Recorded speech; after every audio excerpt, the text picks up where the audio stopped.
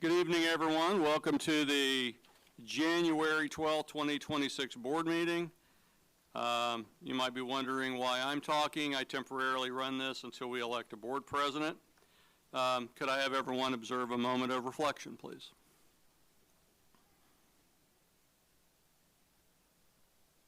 Right, if you'll join me in a pledge of allegiance.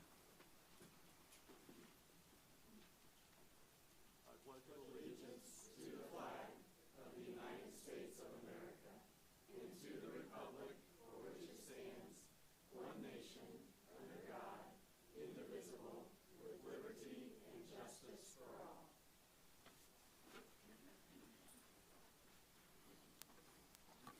Thank you. I call this meeting to order.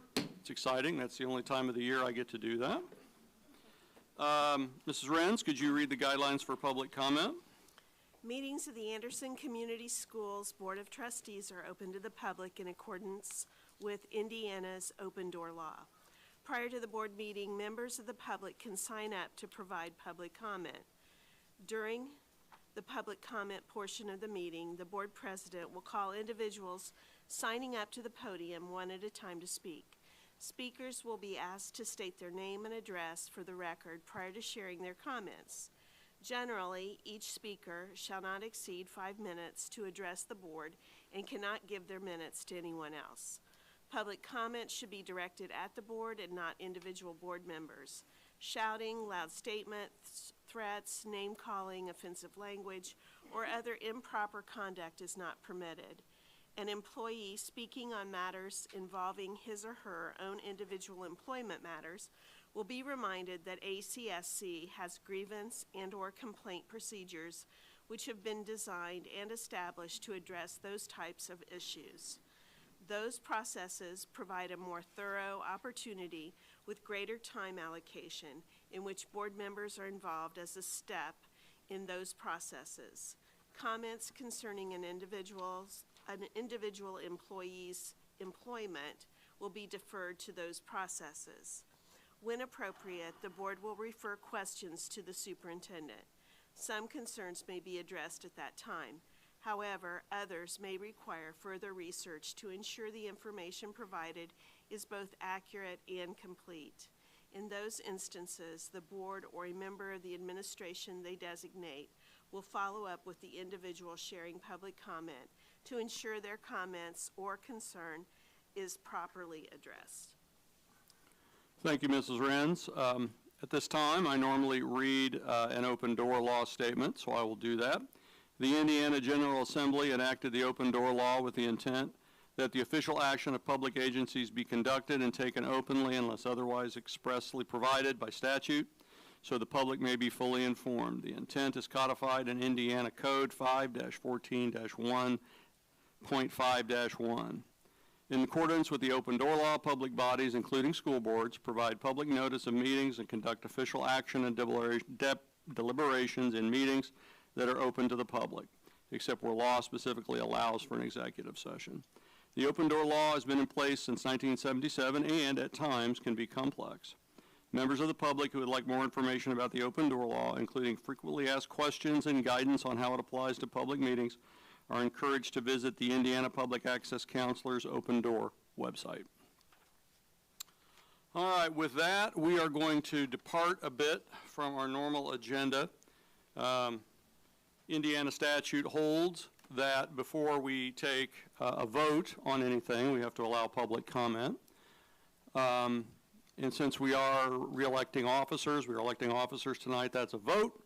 So therefore, on advice of council, I am moving comments from patrons. So all comments from patrons, regardless of why you want to speak, will happen now.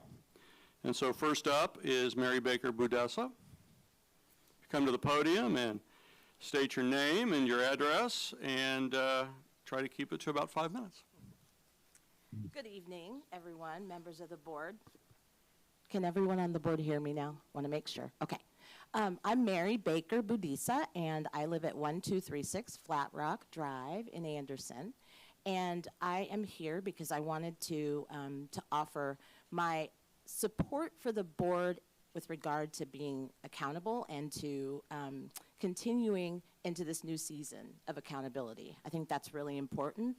And so some thoughts that I have on just things that the board might be able to help with, and as you consider who you're electing to be the new president, vice president for the board in the coming year.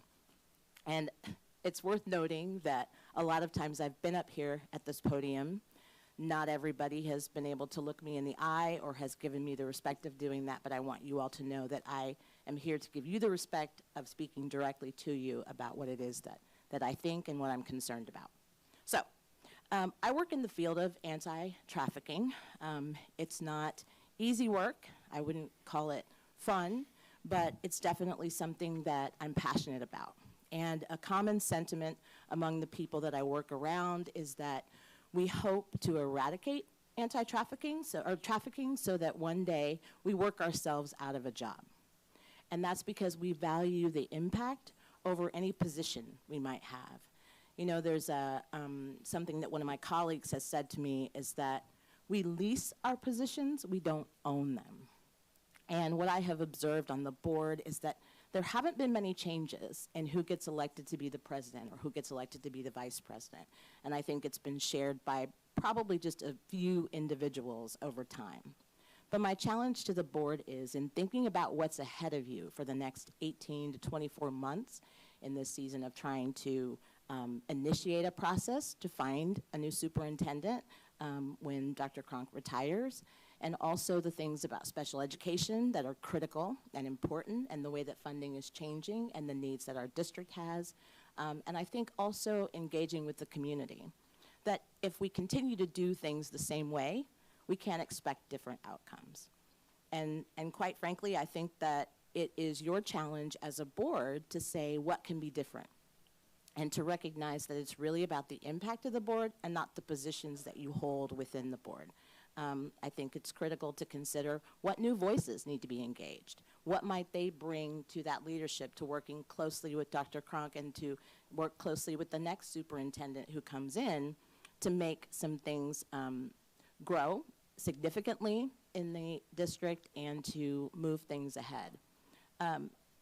I think that each board member, and I ask that you would consider the possibility of bringing in fresh leadership to the board. Even our city council, they change president every year because they have a system by where they have a pro tem who the next year can assume the responsibilities of president. And that's by design. I think it's intentional. It gives representation from the people who may have different partisan interests, but it also says that as a council, the position of president isn't one that's owned by any one person, and it shouldn't be owned by any one party. And I think the same is true with our Anderson Community Schools Board, that it can't be owned by one person. It can't be owned by two people who share it or who, you know, bounce it back and forth. So it's really important to think about that as you vote. And I would encourage the people who've had positions over the years to think about, who would I nominate? You know, who could I nominate among my colleagues that can step into this role in leadership and can learn the Roberts rules if that's what you're using, that there's nothing that says that you can't. I had to do it when I served on a board, and I had no idea. So I think that's really important. I guess the final thing that I want to say, since we're offering all of our comments about everything now, is that I encourage the board to go ahead and initiate the search for a new superintendent. I know that we had a lot of conversation when we were looking at Dr. Cronk's contract and thinking about the extension and the raise. And one thing that was promised, and I think was heard over and over again, is we want public input. We want this to be an engaging process. We want to think about, you know, take the time and really have the intention. And that's what I want to see. But I think it's initiating that search, making sure that you build in transparency, communication with the community, and even, you know, based on, I think, what is a precedent in a lot of other districts for these searches, that the public should have an opportunity to meet these candidates. When you get it down to, like, you know, the final candidates, that's one point for the community to be involved, but you should be surveying the community, surveying the teachers. And I don't mean something that is the school system is sending it to teachers and it's identifiable. There should be anonymity, and there should be a third party that is conducting that survey so that people feel protected and don't have to fear any repercussions or retribution for being completely honest in what they think a superintendent should be and how they'd like to move forward with the process. So I just want to say that for me, as a parent of kids who came through this school system at different times, and someone who is now a community member, sees the kids get on the bus in my neighborhood, I want what's best for kids. I want what's best for students. And, you know, I haven't been able to be as present as I wanted to at school board meetings because my previous job represented kind of a conflict of interest because my client was the state of Indiana. So there are a lot of things that I've heard and seen and know about our district from another side. And so now I just want to make sure that I'm the best community person and advocate for kids that I can be. And I hope that you all will continue to be as well, and that you will think very, very carefully about how these elections are conducted tonight and the decisions that you make in terms of who you vote for, who you nominate. And that's all. Thank you. Thank you. Next up will be Nancy Horvath.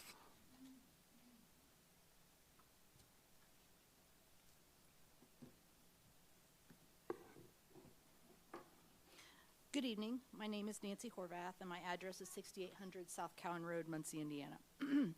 Before I start with what I'm going to say here, I just want to thank the board for recognizing one of our own and taking the appropriate actions on Wednesday so that those who knew her could mourn with her. I come before the board tonight, though, to speak about a recent survey that was sent out on Friday, December 12, 2025 by Randy Harrison, president of AFT 519, to the entire AFT 519 membership across all positions, buildings, grades. There was also an option for the para-educators across the district to respond to this survey as well. The stated purpose of the survey was, quote, to gather your feedback to determine if you are feeling supported or not, end quote, by special services. However, the survey asked about a fellow employee in addition to administrators, and therein lies the real danger. We have a grievance process in place, but when the grievance is with the very entity meant to support you, who then do we turn to?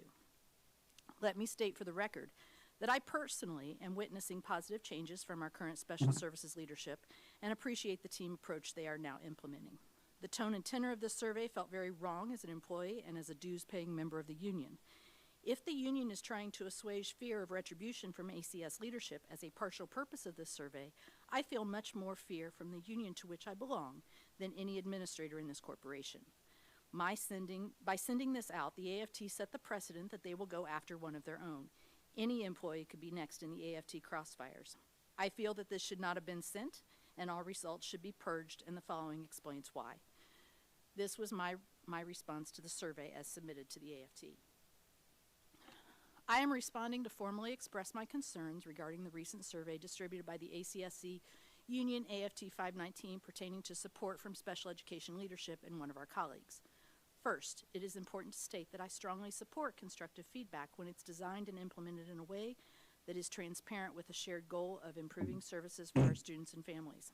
However, the structure, timing, and framing of this survey raise significant concerns. The survey appears to place all staff belonging to AFT 519 in a position of evaluating one of our colleagues. It also invited paraeducators to complete it as well. Many respondents do not work in the same buildings, do not collaborate directly, and do not have sufficient knowledge of specific roles or responsibilities of any of those referred to in the survey, but particularly a staff member that is not an administrator. This approach potentially pits colleagues against one another rather than fostering collaboration and support, which should be a core function of the union. For this reason, I can unequivocally state that this year, much more so than in the past years, I feel much more supported by our administration in special services than I do from AFT 519, whom I pay to support me. Equally concerning is the timing of the survey. No comparable surveys were issued in recent years, despite widely acknowledged inconsistent adherence to Article 7 and lack of follow-through with students, staffs, and parents. In contrast, this year has seen measurable improvement, including closer adherence to legal mandates and clearing up past operational practices. The selective timing creates the perception that the survey is less about systemic improvement and more about targeting specific individuals. I am further concerned about the lack of clarity in regards to how the survey data will be used and who will ultimately receive it. Staff were informed that survey responses would be shared with appropriate personnel, yet no definition of who that would be was provided. It is reasonable to ask whether positive feedback will be shared alongside concerns, whether findings will be presented in full context, and how the information will be used to support staff rather than undermine professional performance. Are there safeguards against only bringing criticisms to light? The survey states that concerns have only now arisen during the fall semester of 2025. However, it was widely known that significant issues under prior leadership resulted in formal complaints, an audit of special services, and involvement with human resources, as well as discussion with members of the Anderson Community School Board. Many challenges being experienced now are residual effects of those earlier issues, not the result of current practices. Although there is room for improvement in a few procedural areas, accurately distinguishing between past systemic issues and present leadership is critical to a fair assessment. Finally, the credibility of any review process depends on consistent standards. Do the administrators not already go through a review process? And if not, is it the responsibility of the union to evaluate them in the form of sending a survey to those who may or may not work with them directly? If performance, support, and compliance are being examined, those expectations should be applied to all individuals involved in special education work, including those serving in union leadership roles, to ensure equity and confidence in the process. I respectfully urge the union to reconsider both the intent behind and the implementation of this survey. Our shared goal should be to strengthen the services we provide at ACS for our most vulnerable students and working conditions for staff, not to undermine professional reputations. Respectfully, Nancy Horvath. Thank you for your time and consideration tonight. Thank you.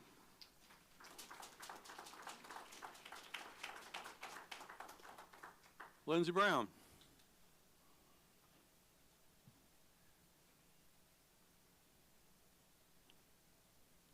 Good evening, everybody. Well, I thought we'd be able to speak out there. You know, we heard some stuff. So one thing I'm going to say is I'm going to make mine real quick. Let's look at the order. Mr. Brown? Yes. Could you speak right into the mic? Thank All you. right, can you hear me better? All right.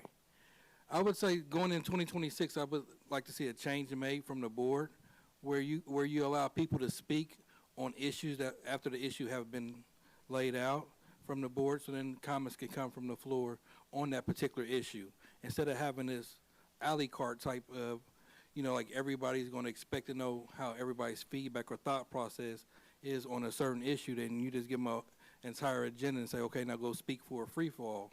That's not right. You should, rubber rules orders, you speak to the topic, and that the comments should come from the community from the topic to the topic, not just up here just speaking. That's all I have to say. Thank you. All right, thank you.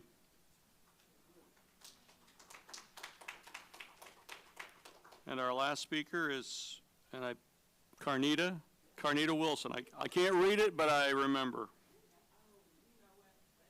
You're welcome.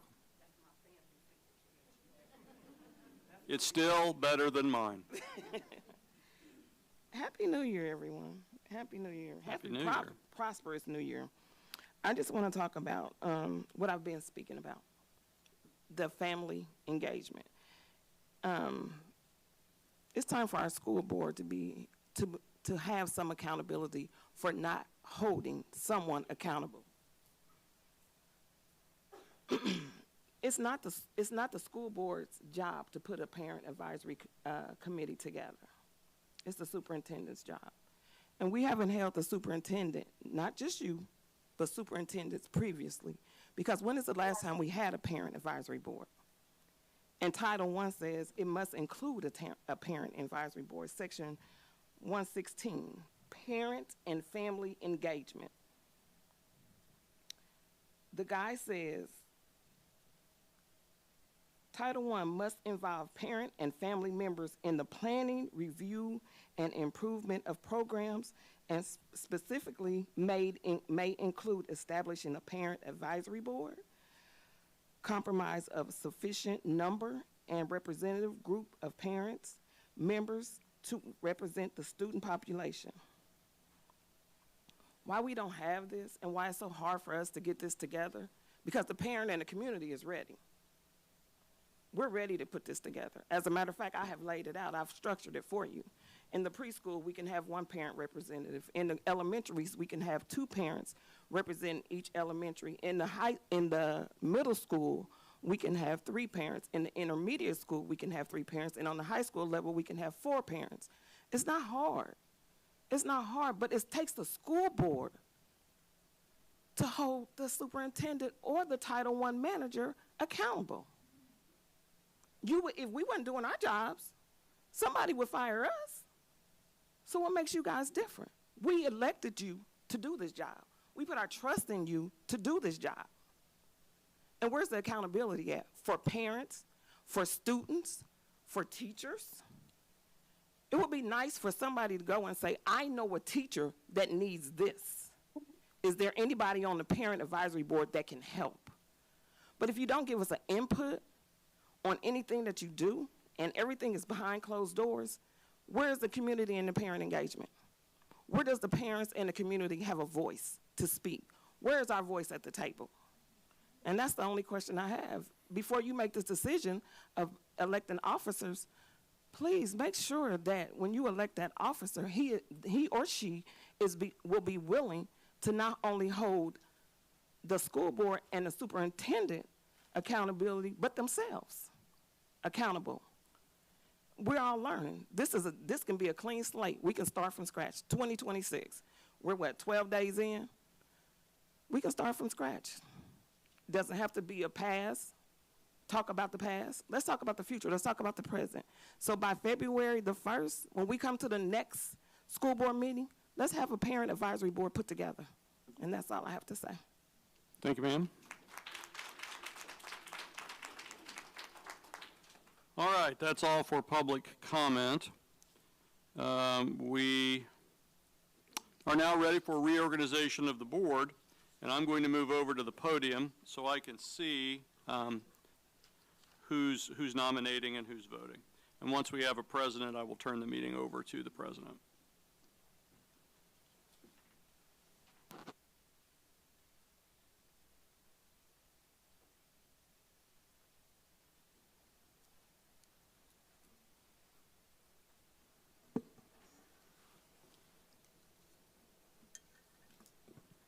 All right. I am opening the floor for nominations for president of the school board. Do I have any nominations? Members of the board, I would like to nominate myself for president. Mandy Webb nominates herself. Do I have a second? I second. Okay. Do you have any other nominations for president? I nominate Joanna Collette. I'm tired of nominating myself, so I would nominate her. Do we have a second? I'll second it. Okay. Do we have any other nominations for president? All right, I close nominations for president. What I'm going to do is poll each board member, and each board member can tell me who they vote for, and 4 votes wins. Okay? So, Mrs. Green. Mandy Webb. Mr. Bookhart. Mrs. Collette? Mrs. Collette. Myself. Mrs. Renz. Mandy Webb. Dr. Hill. Mandy Webb. Mrs. Webb. Myself. Mr. Chamberlain. Miss Collette. Looks like Mrs. Webb has it, 4 votes to 3 over Joanna Collette. So, Madam President, I will pass the gavel down to you when I get down there, but it's your meeting. Thank you.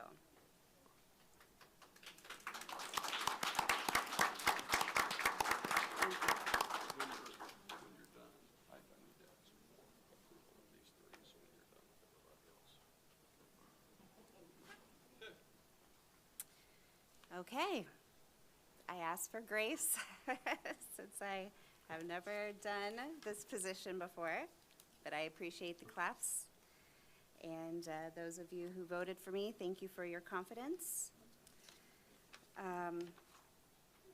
Okay, so thank you. Okay. So we're going to move on to the other officers of the board, and we are going to ask for nominations for vice president. Madam President, I nominate Joanna Collette. Okay. Okay, any other?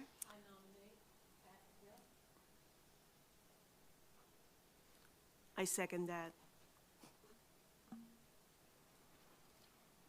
Okay, any other nominations for vice president? Okay. We will do it the same way Dr. Cronk did. Martha Green? Mandy Webb? No. Vice president.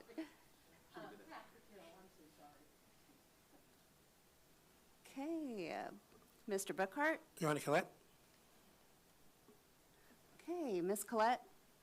Myself. Okay, Holly? Dr. Hill? Dr. Hill? Myself. My vote's for Dr. Hill. Mr. Chamberlain? I nominated her, so Joanna Collette. Okay, by a vote of 3 to 4, Dr. Hill, you are our new vice president. Thank you. Okay, next we have secretary. Any nominations for that seat? I nominate Holly Renz.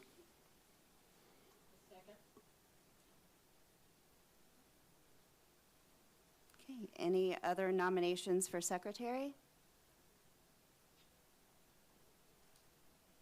None? Okay. In the same format? Martha Green? Oh, well, we only have one, so, yeah. My apologies. We only have one, so, secretary is Holly Renz.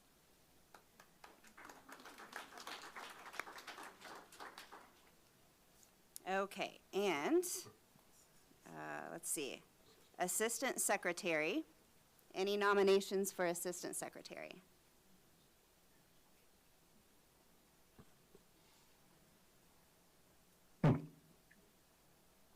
Nominate Rodney. Okay, Rodney, do you accept the nomination? Accept.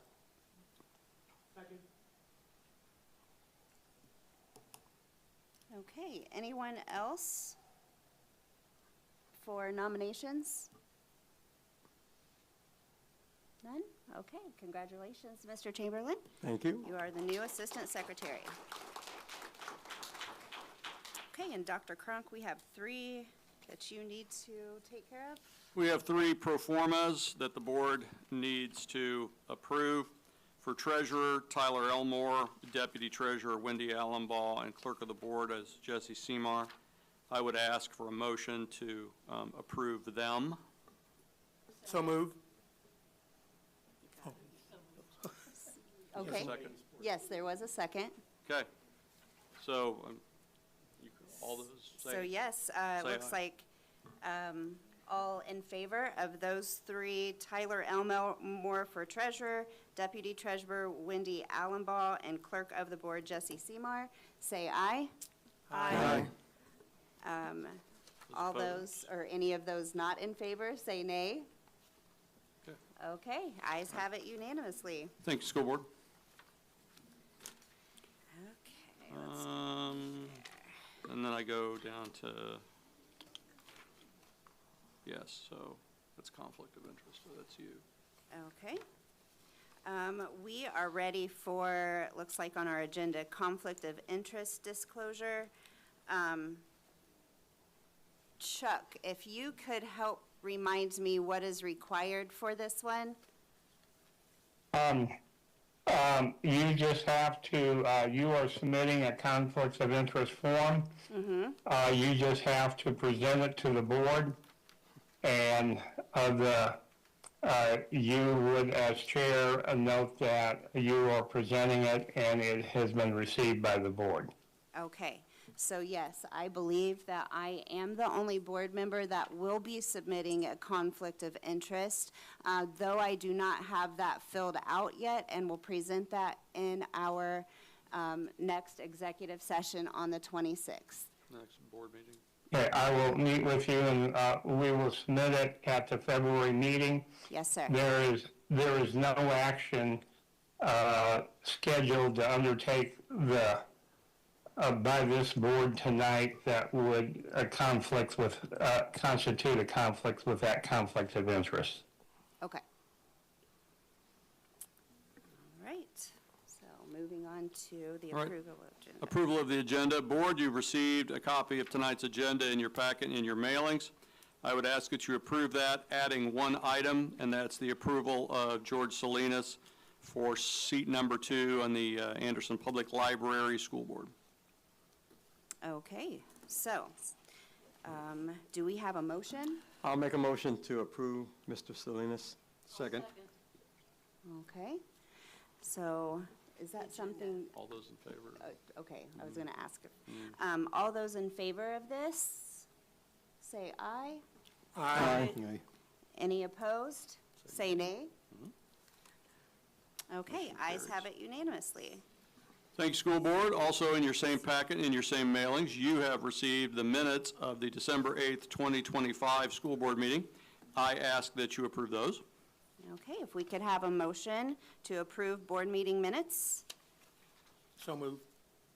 Do we have a second? Second. Okay, all in favor of the board approval of board meeting minutes, say aye. Aye. All those opposed, say nay. Okay, ayes have it unanimously. Thank you. We'll move on to superintendent's comments. First, as I have of late, at some point tonight, look at the back wall. We have art from third grade, Erskine Elementary School. I believe those are ice castle representations. So those are very nice back there. I think, since you've heard me talk quite a bit tonight, I'm going to turn it over to Ms. Kim Williams of United Way. She's going to dazzle you with reams of information. At least 45 minutes worth, I hear. No, not at all. Okay. A few minutes, but thank you for giving me a few minutes tonight. I am Kim Williams with Heart of Indiana United Way, and I'm here to give a brief wrap-up on the United Way campaign that happened here at ACS this year. This year was especially meaningful as Heart of Indiana United Way is celebrating our 100th birthday, and ACS really kind of leaned into that and helped with celebrating in some really meaningful and fun ways that you will see tonight. So as background for anyone that may not know, our work at United Way focuses on helping children succeed, supporting families in achieving stability, and ensuring communities have strong resources in place. And that mission really aligns very closely with the work that ACS does every single day. Through our partnership, ACS students and families benefit from programs that we do throughout the community, and some specifically just with ACS.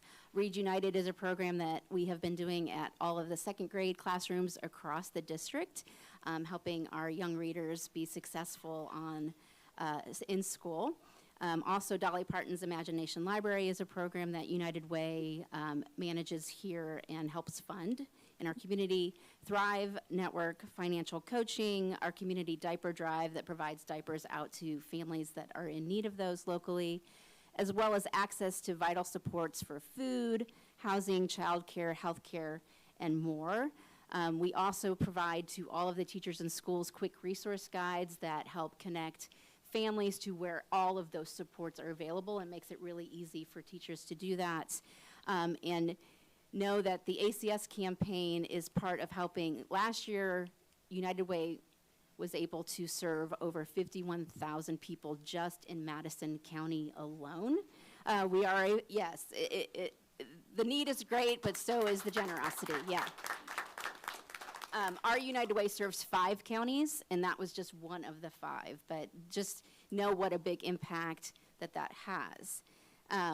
Specifically, ACS staff raised over $20,000 this year with over 150 donors participating across the district in a lot of different ways. Every single gift, whether it was large or small, helps ensure that those resources are available when families need them most. And as you could see when we talked about how many people were served, they are greatly needed throughout the community. The bigger picture is that over our partnership together, ACS staff has contributed almost $900,000 to help provide the services that United Way is then able to give out in the community. Yes. That sustained generosity has helped generations of students and families right here in our community. And it has been going on for so long that you guys are such great partners. I mentioned we have 5 counties. You guys have been in one of the top performing campaigns year after year after year. So it means a lot that you guys our partnership just means a lot to our organization. Now, these campaigns do not happen on their own, and I want to thank a few people specifically for their help and leadership. You had a few great campaign leadership team people. Brad, Jesse Seymour, Marissa Muir, and Treva Bostic helped put together the campaign this year and helped make that happen. Tennille Weber in payroll makes it happen all year long, and so we could not do it without her. But also to all of the principals and other individuals in the buildings that helped kind of communicate and get people encouraging participation and make sure that things went smoothly. I want to thank all of them as well. And I also want to thank all of the ACS students who jumped into supporting this year's campaign with creativity and enthusiasm, which I'm going to tell you about here right now. So, in celebration of United Way's 100th, several of the schools hosted Spirit Days, and my personal favorite was Dress Like Your 100 Day. And so you can see on the left a few pictures of some of the kids out at Southview dressing up like they were 100 for the day and just really embracing the fun of helping us celebrate that in a really fun way this year. We also introduced Change Wars, which brought students into the campaign in a meaningful way and just reinforced the idea that giving back is something that everybody can participate in. So you can see pictured at the top there the Anderson Intermediate School Student Council, who played an active leadership role in supporting this effort. And then you'll see right below them the special education class at Anderson Intermediate School, who raised the most money, and so we hosted a party for them where they had cupcakes and other things, and we brought a fun photo booth in so they could take some pictures and just feel celebrated for all that they helped do. The Anderson Intermediate School Student Council were inspiring in their leadership and enthusiasm. It's a powerful reminder that generosity starts early, and they're actually here tonight, and I'm going to wrap up by having them come up here because they want to present the check for all of the money that they helped raise through Change Wars this year.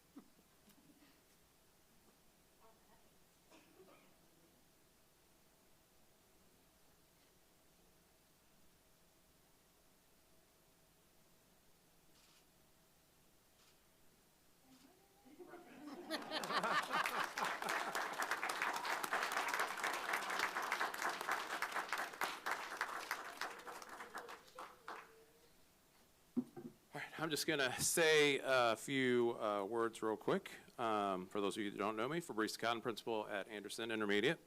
Thank you again for inviting us tonight. As you know, it's been a rough week, but I would really like to briefly thank everyone for their continued support and outpouring. It's been phenomenal, and it has meant a lot. All right, get that out of the way. Okay, so under the guidance of Ms. Burgess, some of our AIS student council members we're here to present a check.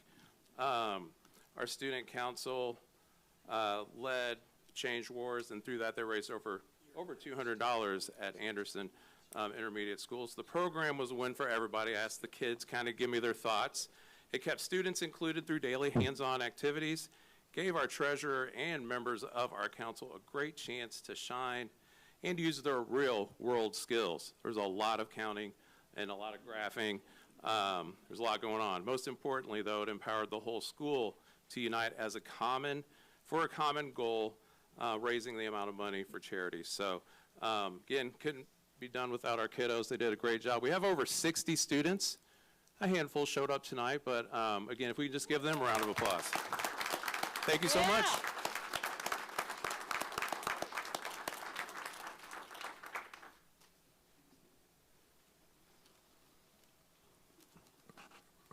All right, I think that's it. I just have one more comment.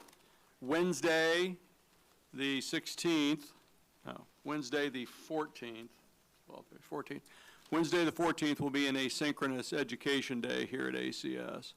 And so that's teaching staff, students, and paras stay home and learn asynchronously. And we did that so that any staff members that would like to go to the funeral for Nancy Staley, one of our beloved educators, would be allowed to do that. And so rather than try to have school that day, we went to an async learning day. So I just want to make sure everybody knows that. The call went out, I believe, at 4 o'clock. It's been on our website. If you have any questions about where any of that's at, it's online, and I believe in our message. So check your emails. So with that, I am done with superintendent's comments and turn it back over to Madam President. Okay. So it says here, board president's comments. And that's me now. Hey.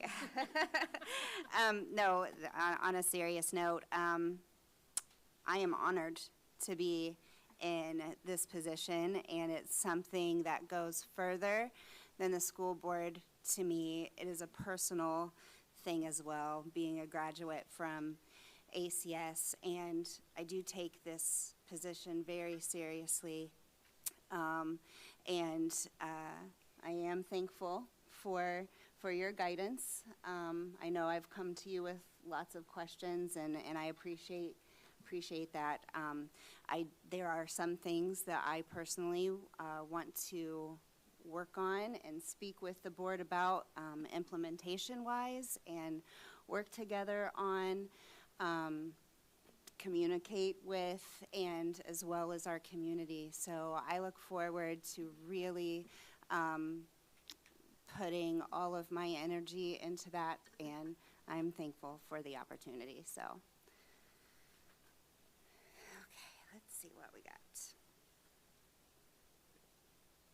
Okay, next on the agenda is Anderson Federation of Teachers. Mr. Harrison. Esteemed members of the board, administration, all of our colleagues that are streaming in, and those in attendance. I've heard the New Year wishes, welcome back, a prosperous year, but as our friend Fab just stated, last week was a little rough. We got some healing to do. Sorry. Based on what had transpired that day, Thursday, before school started, there was a lot of hurt. And moving forward, I appreciate what we're doing to have the asynchronous e-learning day, the ability that there was truly no contingency plan for something as challenging as that. We've all experienced loss. In my role as an officer for 30 years, we've had people pass away, but not literally as the children are getting off the buses and being dropped off by their parents. And by the time I could leave my classes, things were in motion, and a heck of a support plan was in place. We did the best we could. And I guess I didn't have much time to shed the emotion in the moment because I had to be in the role of the president saying, what can we do? who's here, who's doing what. And buildings released their social workers, sent over extra subs in case teachers couldn't keep it together. And I will say a lot of them did a better job than I am right now to carry out the day. But moving forward, we've got a big visitation tomorrow evening, and the funeral service is on Wednesday. And in light of that tragedy, if I can find a silver lining, is we truly are a school community, and that is truly a building of a family. So thank you all for the support. Keep that school family, those students, their hearts it was gut-wrenching to hear them when they got the news. I don't want to hear that again. And then Nancy's family herself, we can only imagine. Routine was normal, went to work out, saw colleagues at the Planet Fitness, was either on her way home to get showered or on her way back, and now she's no longer with us.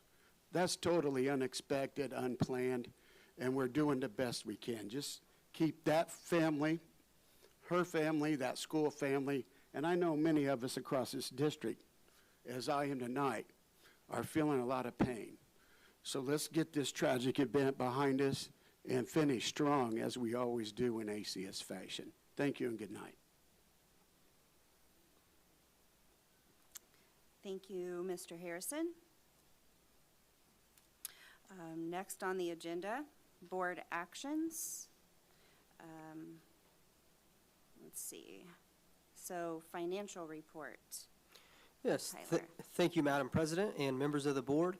I would like to direct your attention to the financial report located in your board packet for the approval of the monthly claims 104-892 to 105-270 and the numbers 3183 to 3222.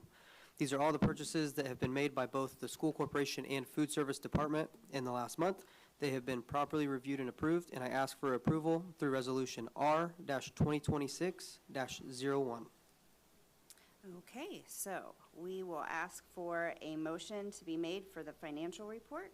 Madam President, I make a motion to approve Tyler's report. All right, thank you. Second. Second? All righty. All right, by roll call, Ms. Green. Aye.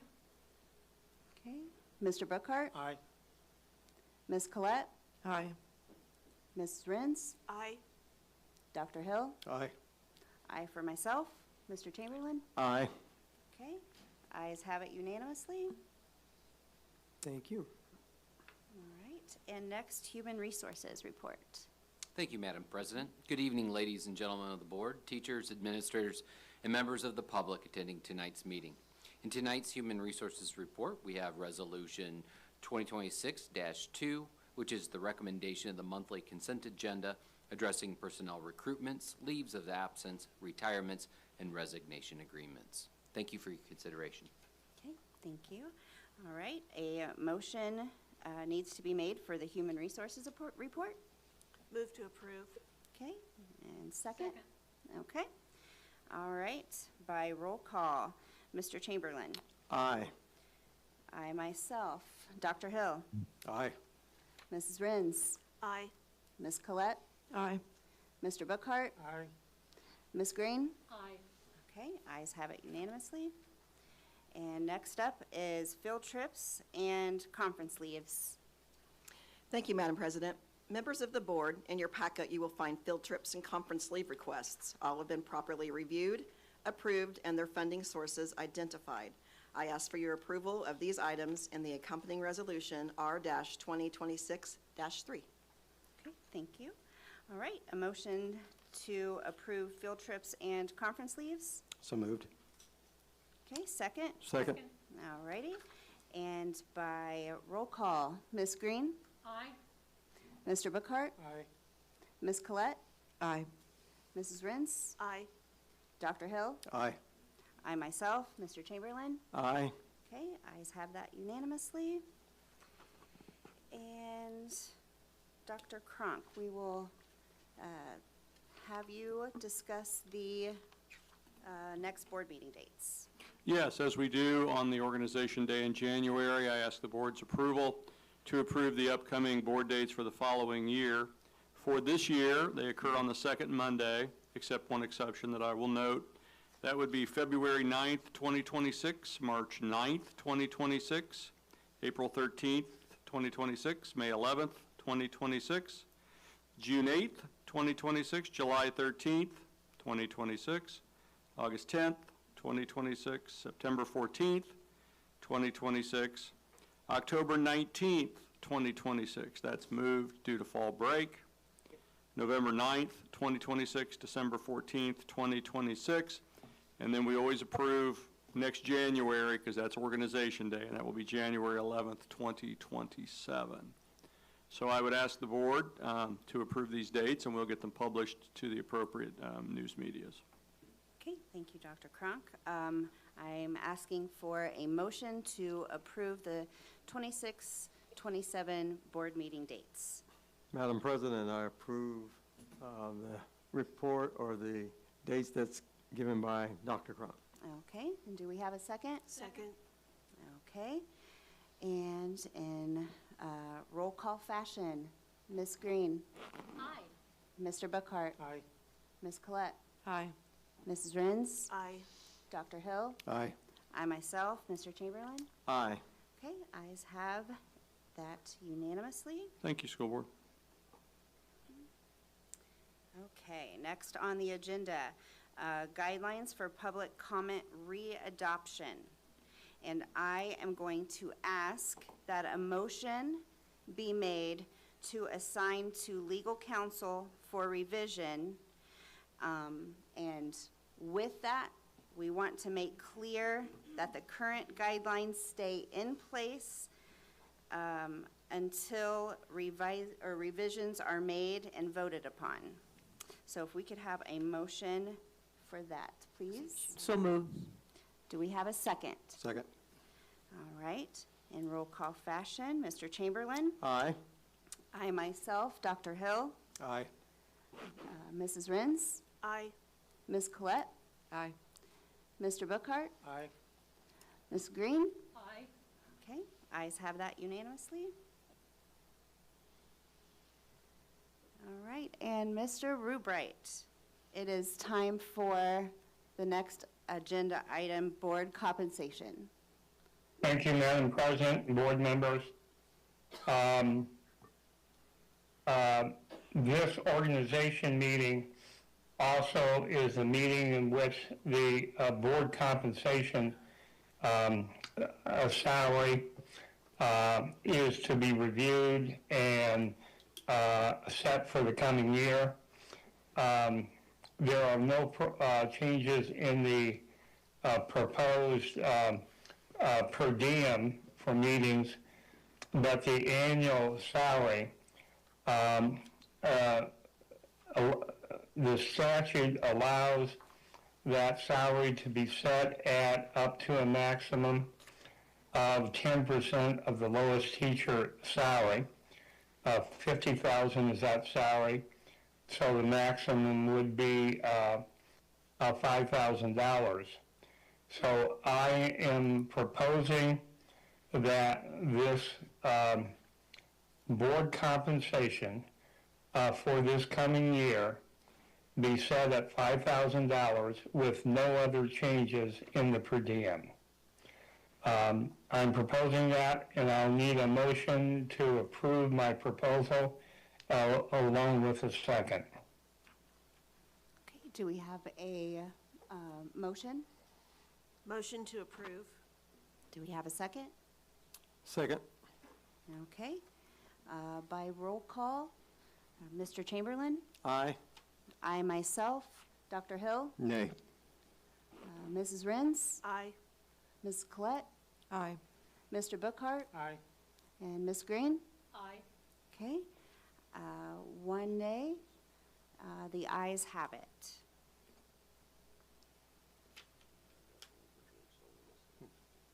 Okay, Dr. Cronk. This is the item we added under approval of agenda. Anderson Community Schools has 2 appointments to the Anderson Public Library Board of Trustees. Our appointment number 2 is up. Anderson Public Library has requested that we reappoint George Salinas into that role. That will extend his term through 2030. I ask that you approve that, that request. Okay, a motion needs to be made to approve George Salinas. Move to approve. Okay. Second. A second, all righty. By roll call, Mrs. Green? Aye. Mr. Bookhart? Aye. Mrs. Collette? Aye. Ms. Renz? Aye. Dr. Hill? Aye. Aye for me, Mr. Chamberlain? Aye. Okay, ayes have it unanimously. Okay. Word adjournment. Okay, so we are at adjournment. Madam President, Yes. I noticed on the agenda here, we do not have a place for old business, new business. Is that? Okay, we can check on that. Let's see, I think, Is that just omitted, or? I think that might be because, We just omitted it, probably. yeah, we, It was a lengthy agenda. because of the reorganization meeting slash finance meeting, but we can have discussion for sure to make sure that gets back on. I think it was clerical, Madam President, because you went from 11 to 14, and 12 and 13 should have been old business and new business, so I think it was just a clerical omission. Okay. All righty, well, thank you for bringing that to my attention as I'm learning.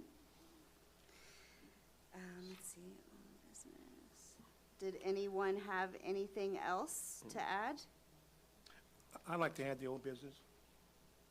You would like to have old business? Yes. Okay, At the last board meeting, I asked that all of us who have responsibilities here at ACS adopt as their New Year's resolution, accountability for all.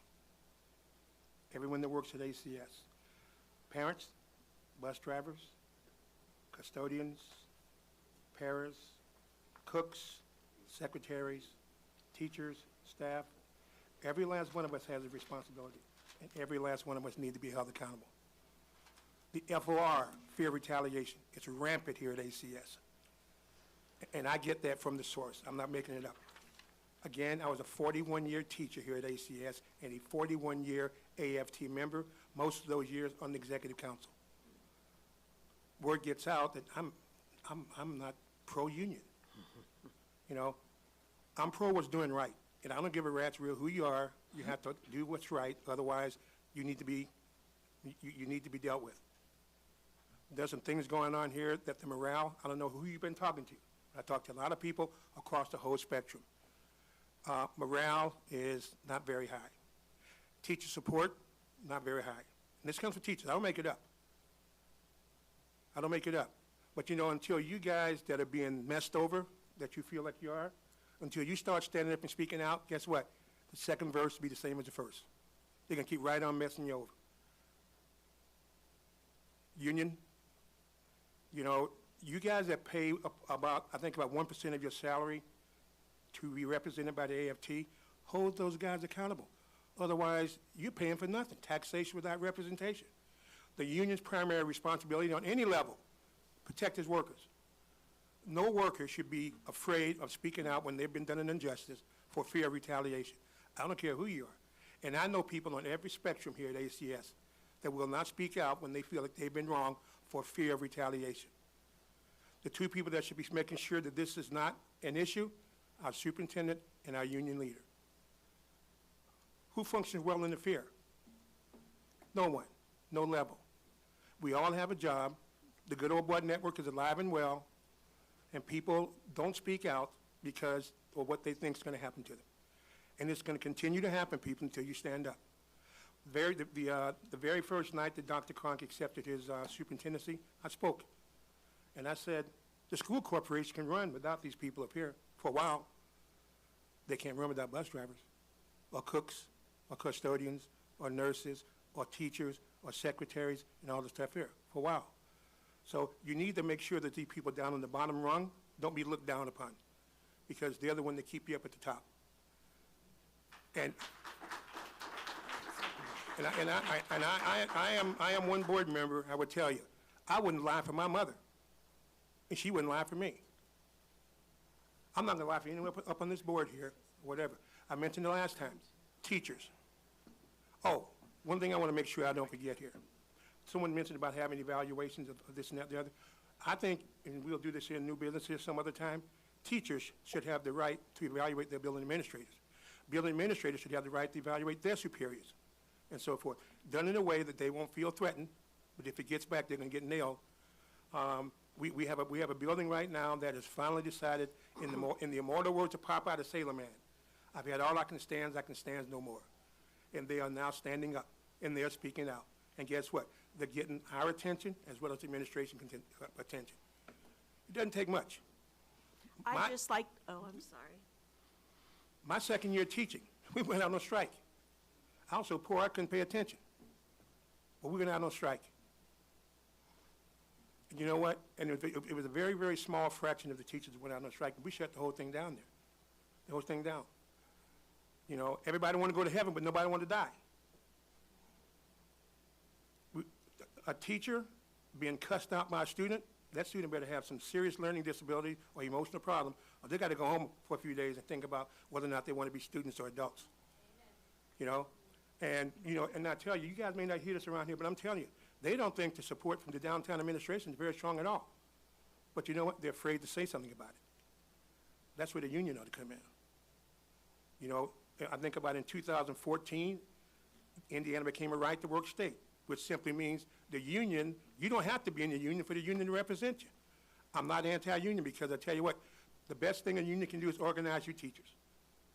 And there's strength in numbers. And you know, and the primary job of the union president is to support the people in the union. And if they mess up, they got to pay up. I can't defend you because you're in the union if you're not doing the right thing. And it doesn't matter who you are here. And you know, a lot of the things we're doing up here, if you get 4 votes, you win. Period. But you know, the primary job of a building principal is to support his staff. Period. And if your building principal will adopt that, let somebody try to mess with you and see what happens. You won't have to fight them.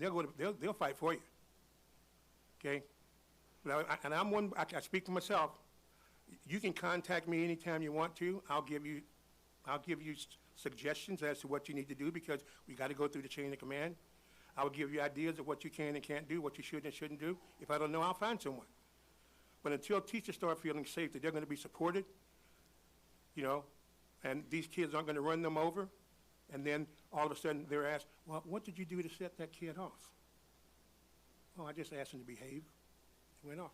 I've been in 2 buildings, Joanna, you and I've been in. We saw 2 little kids about this high here destroy a room. Destroy it. Literally destroy it. And all the teachers and staff could do was stand there because they hadn't been trained how to, whatever that thing is you do.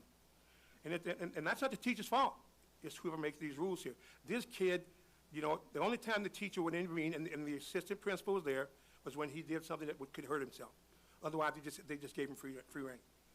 I was at another building just right before spring break, Christmas break. I was there for about 2 hours. I left there drained.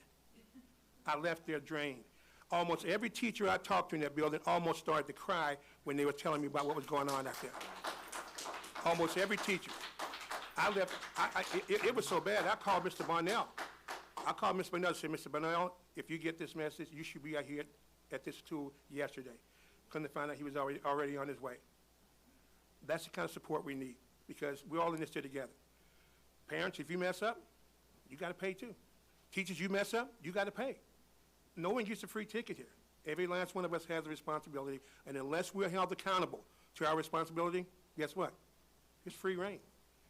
If there are, I was talking to someone today about the discipline matrix. It's not being followed. Well, if you don't hold the person responsible, it's not going to be followed. And if that kid that messed up on this particular thing here is not told in some certain way that that's not the way to behave, guess what? The second verse will be the same as the first, and it's just going to escalate. We got to step up. Otherwise, this place is never going to be what it could be. We have great things going on here, but it could be 10 times greater. And like Terry Thompson, one of my most favorite superintendents to dislike, One thing about him, this guy was all over this community. All over this community. And he said one thing in the meeting, about 6 or 7% of the kids cause 95% of the problems. And we seem to have this idea at Anderson Community Schools that we will sacrifice the masses to try to save a few. And guess what? Those few don't get saved. And the masses are out here. This Rights and Responsibilities Handbook, this is my Bible. I ran for school board in 2016 to try to help make the teachers' lives and staff lives a little more pleasurable, because this book here, which is endorsed by every last one of our school board members up here, the stuff is like the old Prego commercial. It's in there. It's in there. But teachers, if you don't hold these guys accountable for it, you know, the kids are going to go buck wild. They're going to go buck wild. Oh, and they got every excuse in the world to justify kids being flat out disrespectful. And some of these kids, some of the way they act, they probably act the same way at home, if not worse. But then you have some parents coming in and defend them like they're Jesus. My son or daughter would never do that. Oh, yes, they will, and they do it. They do it. But when we kowtow to them, and this is not speculation, I've experienced myself, and I've experienced going around to the buildings here. We need to be held accountable, every last one of us. Sorry about the thing.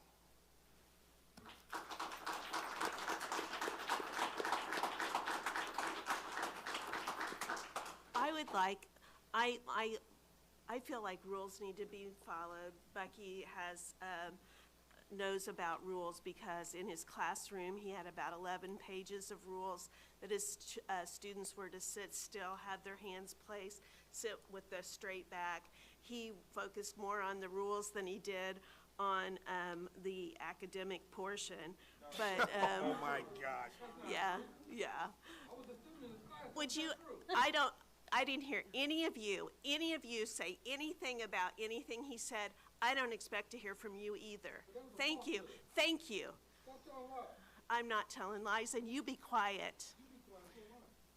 Who's going to gavel him out? Okay. He needs to go. No, he needs to go. Listen. We all need to take a breath. Let's not shout back and forth. I'm asking kindly. Okay, thank you. So, what needs to be said is that there are school problems. Of course there are. There is no institution, no district that has problems. However, if you have a problem, don't just go to Bucky.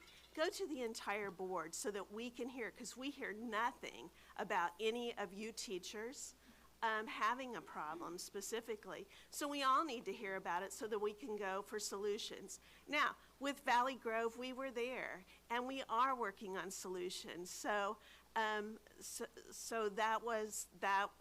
We've done that, and we continue to do that. But if you have a bone to pick, it needs to be to all of us so that we can all know what's going on. That's what we talk about when we talk about transparency, is knowing what's going on. And so I would appreciate if you would send me an email. I'm on your ACS email. And I'll leave it at that. Mrs. Renz, I'm so glad you said what you said. I have two things to say. One, thank you to every one of you Valley Grove people who showed up out here tonight. Thank you. You are the start of what we're talking about. If you don't show up, we can't help you. Regarding Ms. Ren's comments about sharing with the board, I would like the Valley Grove people to know that there were 2 board members who went out to your school after Bucky and I were there and met with a group of you. I have no clue what happened at that meeting. I haven't heard word one. I don't know what was said. I don't know what Patrick and Holly heard. They didn't share with the rest of the board. So if we want to talk about being transparent and communicating, then let's start with us. Perhaps you should read your emails, Ms. Collette, because there was an email that come back from the rep out there. They had a complete breakdown of everything that was talked about. So where was it? It's in your email. No, there was a breakdown of what was being done. Yeah, that's what we That was what was talked But about. there was no communication of what was said by the teachers. I didn't get any comments. I didn't see, here were the teachers' all I got was a list of things the administration is doing. I don't even know if that's okay with y'all. I'm not hearing of us, 4 people hear everything on this board, okay? And you all know who they are. The rest of us don't hear it. So that's why you go to Bucky, or you come to me, or you come to Rodney, because we don't hear, and if we weren't the ones selected to go out and talk to you, then we don't hear back. All we hear is, well, here's what is the conclusion, and we're going to send this principal, we're going to do this, this person will be here, then. That doesn't tell me anything. That just tells me you have people there. So when we want to talk about being transparent and showing up, continue to show up. That's the only way that we know, and thank you for doing that. Thank you, thank you, thank you. Okay. You know, one last thing, Mandy, please. I do want to thank the building rep out at Valley Grove for keeping us abreast, telling us abreast of what happened.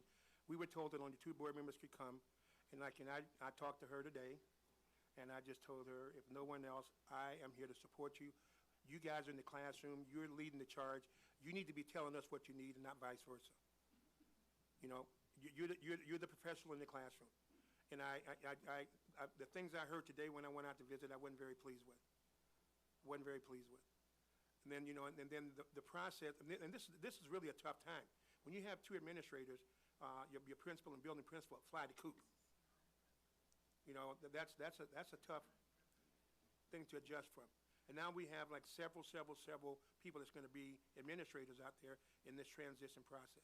Okay, Mr. Brookhart, just really quickly, I apologize for cutting you off.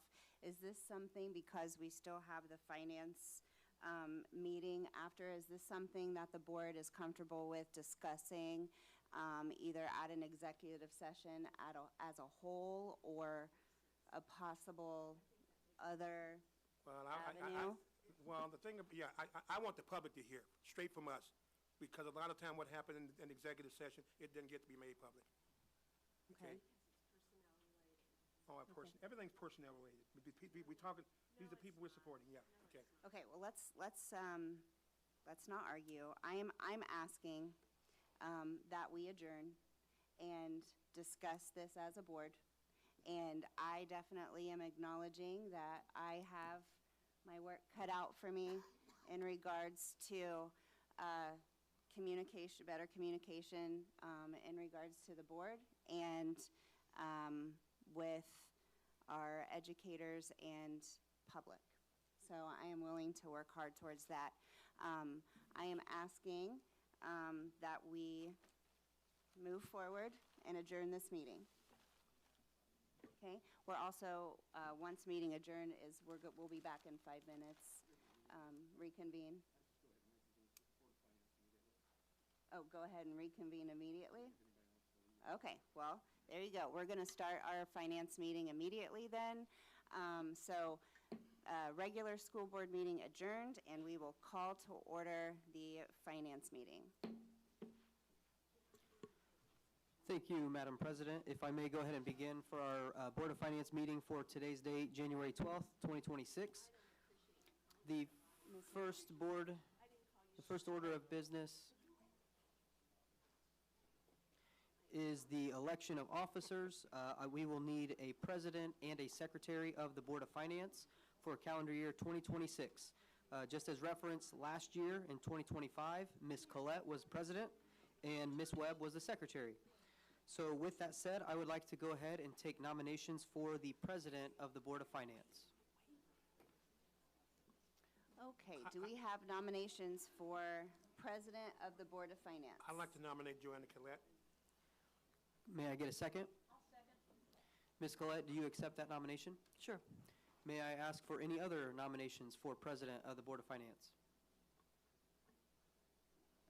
Okay, with none other, by way of no competition, I congratulate Ms. Collette for being nominated the president of the Board of Finance. Yay. And so with that, I will now yield the meeting to her for the nomination of secretary for the Board of Finance. Thank you, Mr. Elmore. I will open the floor for nominations for Secretary of the Board of Finance. I nominate Martha Green. Me? But you're doing all the work, right? I second. Okay. It's been moved and seconded for Martha. All in favor? Aye. Aye. Aye. Those opposed? Martha is secretary. We ready for the investment report? Mr. Elmore. Madam President, yes, if I may begin with the investment report that is located in your board packet. In summary of that report, we utilize Old National Bank for the financial institution here at Anderson Community Schools. As far as our investments for calendar year 2025, we did 4 purchases of CDs that were all in the amount of $10 million.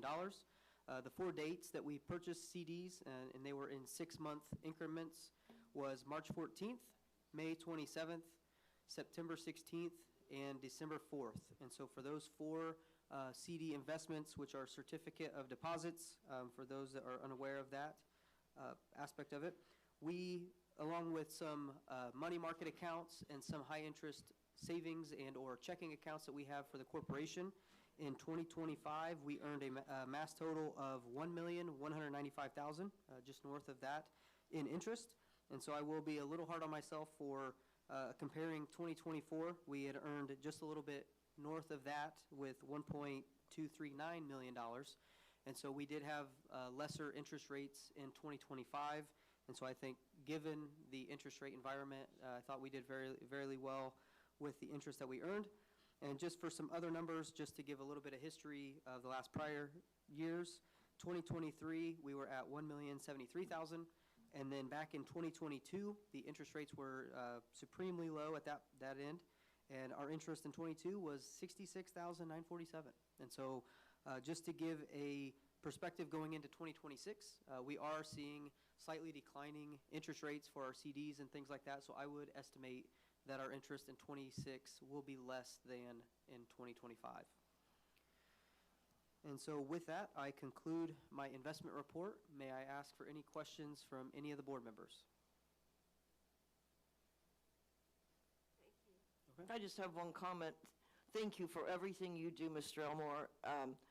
Our money is safe in your hands. You are always looking out for the best deals, the best places to park money for interest. You're taking good care and being a good steward of the finances for ACS, so thank you very much. I greatly appreciate that, Madam President. Madam President. Here. She's not the president. Yes, she is. The President of the Board of Finance. Okay, Yeah. I'm talking about the real president. Thank you very much. Well, if there's no other questions or comments for the board, I think it's appropriate to adjourn the meeting. Is there a motion to adjourn? I make a motion. I second. All in favor? Fourth. Aye. We are adjourned. All right. Thank you.